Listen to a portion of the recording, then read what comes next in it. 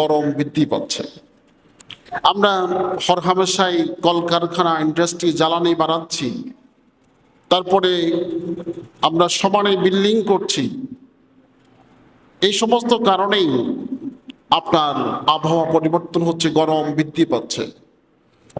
তো বিজ্ঞানীরা এই কথাগুলো বলছে, তারা বাস্তবিক যুক্তির আলোকে কথা বলে, কিন্তু ইসলাম এই কথাগুলোর পাশাপাশি ইসলাম আরো যে তথ্যগুলো দিয়েছে যে গরমটি মূলত এটা আল্লাহ তাআলার একটি সৃষ্টি, জাহান্নামের একটি শ্বাস প্রশ্বাস।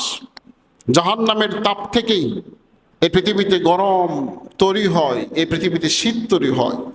এই মর্মে আল্লাহ তাআলা পবিত্র কোরআন কারীমে প্রচুর আয়াত নাযিল করেছেন, একটা দুটা না।